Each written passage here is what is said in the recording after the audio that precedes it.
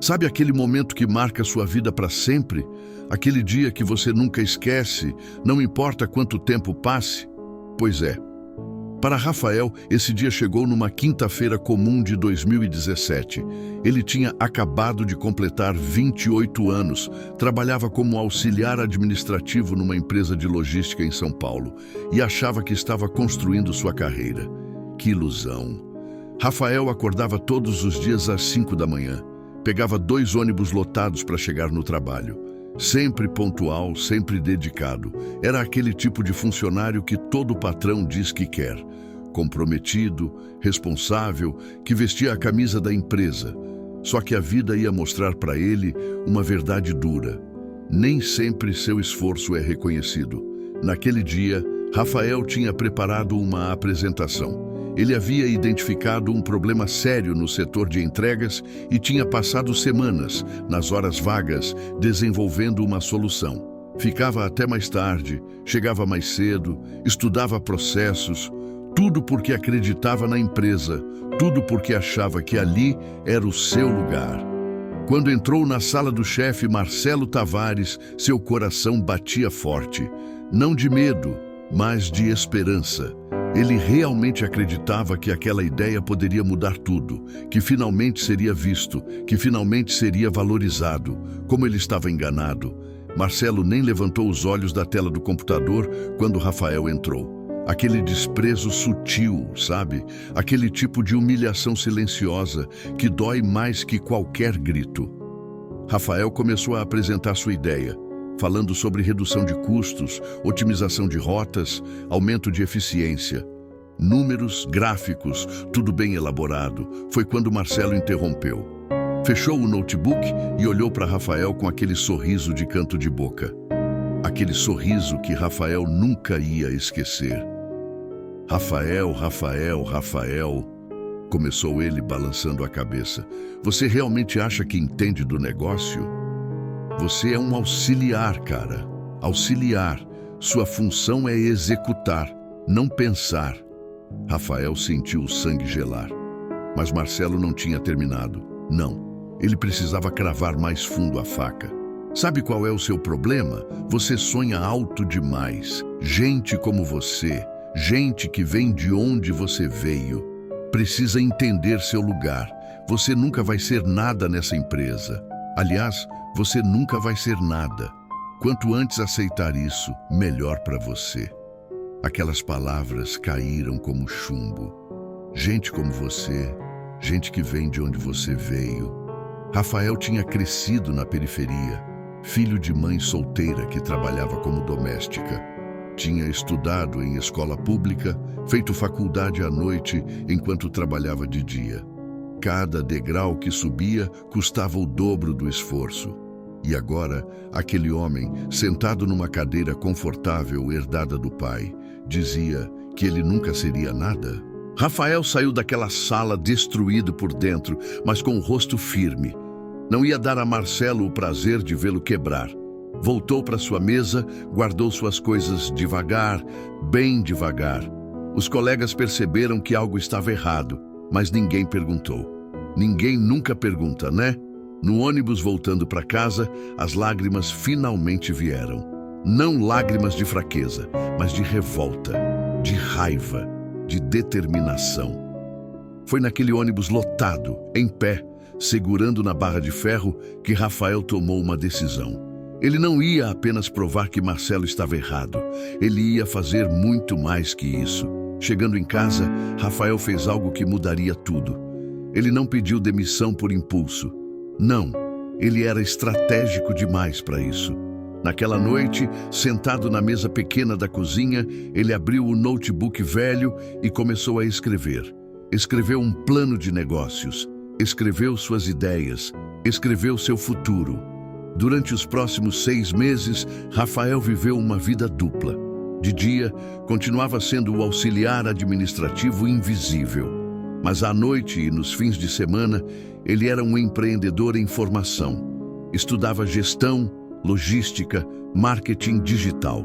Assistia palestras no YouTube, lia livros que pegava na biblioteca, fazia cursos online gratuitos. A mãe dele, Dona Maria, não entendia direito. Filho, você está dormindo só 4 horas por dia. Isso vai acabar com sua saúde. Mas ela via aquele brilho diferente nos olhos do filho, aquela determinação que ela conhecia bem, porque foi com a mesma determinação que ela criou ele sozinha. Rafael juntou cada centavo, cortou todos os gastos supérfluos, nada de delivery, nada de streaming, nada de lazer. Cada real era investido no sonho. Ele precisava de capital inicial, mesmo que pequeno, e aos poucos o valor foi crescendo na poupança. Foi quando ele encontrou 2 amigos da faculdade que estavam na mesma vibe empreendedora. Tiago, que entendia de tecnologia, e Amanda, que era fera em vendas. Os 3 se juntaram, 3 sonhadores, 3 batalhadores, 3 pessoas que a sociedade tinha subestimado. Eles desenvolveram um aplicativo de gestão logística. Aquela mesma ideia que Rafael tinha apresentado para o Marcelo, só que melhorada, aperfeiçoada, revolucionada. Trabalharam num quartinho que Tiago alugava. Pizza fria no café da manhã, código rodando na madrugada, apresentações de vendas ensaiadas no espelho. O primeiro cliente foi difícil de conseguir. Levaram não e mais não. Pequenas empresas que não confiavam em startups. Mas Rafael tinha algo que nenhum concorrente tinha. Ele conhecia a dor do cliente. Ele tinha vivido aqueles problemas na pele. Quando ele apresentava a solução, ele não estava vendendo, ele estava resolvendo. A primeira venda veio de uma transportadora pequena em Guarulhos, R$ 1.500 por mês. Parecia pouco, mas para eles era o mundo. Era a prova de conceito, era a validação. O sistema funcionou tão bem que em 3 meses a transportadora aumentou a eficiência em 35%. E sabe o que a empresa satisfeita faz? Indica. As indicações começaram a chegar. Devagar, mas chegaram. Rafael pediu demissão da empresa antiga. Não fez discurso, não fez escândalo. Simplesmente entregou a carta e saiu. Marcelo nem levantou para se despedir. Melhor assim. O primeiro ano foi de sobrevivência. Teve mês que o dinheiro não fechava. Teve mês que eles pensaram em desistir. Mas toda vez que batia o desânimo, Rafael lembrava daquelas palavras: "Você nunca vai ser nada." E aquilo virava combustível. No segundo ano, as coisas começaram a engatar de verdade. Eles conseguiram um investidor anjo que acreditou no projeto. Com o aporte, melhoraram o sistema, contrataram mais 2 desenvolvedores e uma pessoa para cuidar do marketing. A empresa começou a aparecer em blogs de tecnologia, em reportagens sobre startups promissoras. No terceiro ano, já tinham 50 clientes. Escritório próprio, equipe de 15 pessoas. Rafael não era mais o auxiliar administrativo. Ele era CEO da própria empresa. Mas ele nunca esqueceu de onde veio. Tratava cada funcionário com respeito. Ouvia ideias de todo mundo. Não importava o cargo. No 4º ano, veio a grande virada. Uma rede nacional de logística fechou contrato com eles. O faturamento multiplicou por 5. Rafael precisava contratar mais gente, expandir a operação.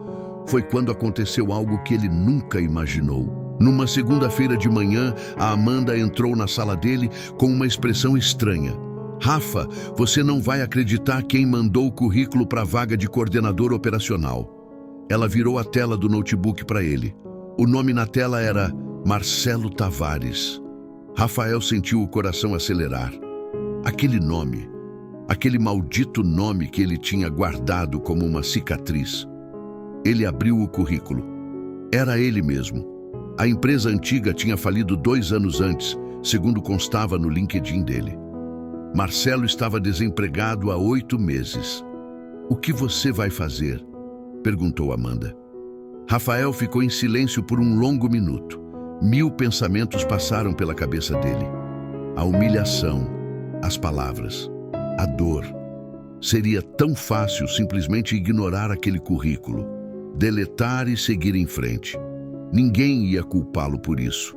Mas Rafael não era como Marcelo. Ele tinha construído aquela empresa em valores diferentes. "Marca a entrevista", ele disse. Vou entrevistá-lo pessoalmente. Amanda arregalou os olhos. Tem certeza? Rafael assentiu. Absoluta. A entrevista foi marcada para a quinta-feira seguinte. Rafael não contou para ninguém da empresa quem era aquele candidato. Chegou o dia. Ele estava na sala de reuniões quando a recepcionista avisou que o candidato tinha chegado. Pode mandar entrar. A porta se abriu. Marcelo entrou com um sorriso profissional no rosto, aquele sorriso de quem vai fazer uma entrevista de emprego. Ele estava de terno, pasta na mão, currículo impresso. Quando seus olhos encontraram os de Rafael, sentado na cadeira de CEO, o sorriso congelou. O sangue sumiu do rosto de Marcelo. Ele ficou pálido, completamente pálido. Por alguns segundos que pareceram eternos, nenhum dos dois disse nada. O ar na sala ficou pesado. Pode sentar, Marcelo, disse Rafael, com uma voz calma que surpreendeu até ele mesmo. Marcelo sentou devagar, como se cada movimento doesse. Suas mãos tremiam levemente. Rafael, eu não sabia que... Ele gaguejava. Rafael levantou a mão, interrompendo. Deixa eu te fazer algumas perguntas sobre sua experiência profissional. É uma entrevista de emprego, afinal. Durante 40 minutos, Rafael conduziu a entrevista com profissionalismo absoluto. Perguntou sobre experiências anteriores, desafios enfrentados, habilidades técnicas. Marcelo respondia com dificuldade, a voz embargada, o constrangimento visível em cada palavra. Quando terminou, Rafael fechou o notebook e olhou diretamente nos olhos de Marcelo. Sabe, Marcelo, você me disse uma vez que eu nunca seria nada, que gente como eu precisava entender seu lugar. O silêncio na sala era ensurdecedor. Marcelo abaixou a cabeça, incapaz de manter o olhar. Você estava errado, continuou Rafael. Mas eu não te chamei aqui para te humilhar. Eu não sou você. Eu te chamei aqui porque, acredite ou não, seu currículo mostra que você tem experiência que pode ser útil para a gente. Marcelo levantou os olhos, incrédulo. Eu vou te dar uma chance que você nunca me deu. Mas preciso que entenda uma coisa. Aqui, todo mundo é respeitado. Do estagiário ao diretor, ideias vêm de todos os lugares. E a gente julga as pessoas pelo caráter e pelo trabalho, não por de onde elas vêm. Rafael fez uma pausa. Você consegue trabalhar assim? Marcelo engoliu seco. Lágrimas começaram a descer pelo rosto dele. Rafael, eu não mereço isso. Eu fui cruel com você. Eu fui injusto. A voz dele quebrou. Eu passei os últimos anos pensando naquele dia, no que eu disse. E eu tenho vergonha, tanta vergonha. Então use essa vergonha para ser uma pessoa melhor, disse Rafael. A gente contrata você como coordenador operacional. Mas você vai começar pelo começo, entendendo cada processo, cada área. Vai trabalhar junto com o pessoal do chão de fábrica, dos entregadores, de todo mundo. Você topa? Marcelo não conseguia falar. Apenas assentiu, as lágrimas ainda caindo. Então, bem-vindo à equipe, disse Rafael, estendendo a mão. Marcelo apertou aquela mão com força, como se estivesse agarrando uma tábua de salvação. Eu não vou te decepcionar. Eu juro que não vou. Durante 40 minutos, Rafael conduziu a entrevista com profissionalismo absoluto. Perguntou sobre experiências anteriores, desafios enfrentados, habilidades técnicas. Marcelo respondia com dificuldade, a voz embargada, o constrangimento visível em cada palavra. Quando terminou, Rafael fechou o notebook e olhou diretamente nos olhos de Marcelo. Sabe, Marcelo, você me disse uma vez que eu nunca seria nada, que gente como eu precisava entender seu lugar. O silêncio na sala era ensurdecedor. Marcelo abaixou a cabeça, incapaz de manter o olhar. Você estava errado, continuou Rafael. Mas eu não te chamei aqui para te humilhar. Eu não sou você. Eu te chamei aqui porque, acredite ou não, seu currículo mostra que você tem experiência que pode ser útil para a gente. Marcelo levantou os olhos, incrédulo. Eu vou te dar uma chance que você nunca me deu. mas preciso que entenda uma coisa. Aqui, todo mundo é respeitado. Do estagiário ao diretor, ideias vêm de todos os lugares. E a gente julga as pessoas pelo caráter e pelo trabalho, não por de onde elas vêm. Rafael fez uma pausa. Você consegue trabalhar assim? Marcelo engoliu seco. Lágrimas começaram a descer pelo rosto dele. Rafael, eu não mereço isso. Eu fui cruel com você. Eu fui injusto. A voz dele quebrou. Eu passei os últimos anos pensando naquele dia, no que eu disse. E eu tenho vergonha, tanta vergonha. Então use essa vergonha para ser uma pessoa melhor, disse Rafael. A gente contrata você como coordenador operacional, mas você vai começar pelo começo, entendendo cada processo, cada área. Vai trabalhar junto com o pessoal do chão de fábrica, dos entregadores, de todo mundo. Você topa? Marcelo não conseguia falar. Apenas assentiu, as lágrimas ainda caindo. Então, bem-vindo à equipe, disse Rafael, estendendo a mão. Marcelo apertou aquela mão com força, como se estivesse agarrando uma tábua de salvação. Eu não vou te decepcionar. Eu juro que não vou. 2 anos se passaram desde aquele dia. Marcelo trabalha na empresa até hoje. Ele não é mais aquele homem arrogante e cruel. Ele se tornou um dos funcionários mais dedicados, sempre o primeiro a chegar e o último a sair. Ele trata todo mundo com respeito, especialmente os mais novos, os estagiários, os auxiliares. Um dia, Rafael o encontrou no corredor conversando com um jovem estagiário, dando conselhos sobre carreira. Quando o garoto saiu, Marcelo se virou para Rafael. Sabe, eu vejo muito de mim naquele garoto. O jeito arrogante, o olhar de superioridade, e eu tento mostrar para ele que esse não é o caminho. Você mudou muito, disse Rafael. Marcelo deu um sorriso triste. Eu precisava ser quebrado para ser reconstruído, e você me deu essa chance. Você me deu mais do que um emprego, você me deu uma lição de humanidade. Rafael colocou a mão no ombro dele. Marcelo, todo mundo merece uma segunda chance. Todo mundo pode mudar.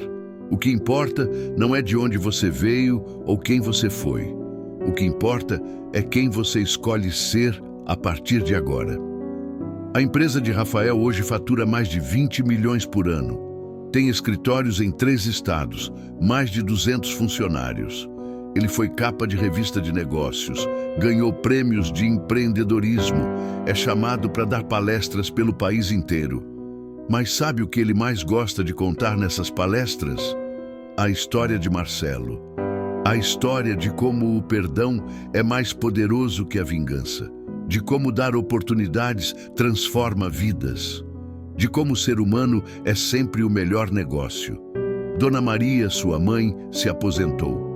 Rafael comprou uma casa para ela quitada, num bairro que ela sempre sonhou morar. No dia da mudança, ela abraçou o filho e disse: eu sempre soube que você ia longe. Não porque você era inteligente ou esforçado, mas porque você tem um coração bom, e coração bom sempre vence. Hoje, quando alguém pergunta para Rafael qual foi o segredo do sucesso dele, ele sempre responde a mesma coisa.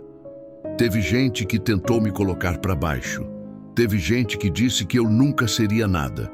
Mas eu aprendi que a opinião dos outros sobre você só tem o poder que você dá para ela. Eu poderia ter acreditado nas palavras do Marcelo. Poderia ter me conformado, ter aceito o lugar que ele disse que era o meu. Mas eu escolhi acreditar em algo maior.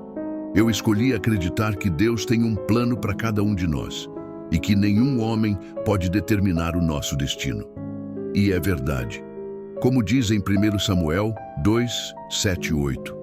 O Senhor empobrece e enriquece, humilha e também exalta.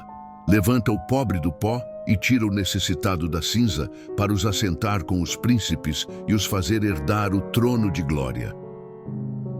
A história de Rafael não é só sobre sucesso nos negócios. É sobre dignidade.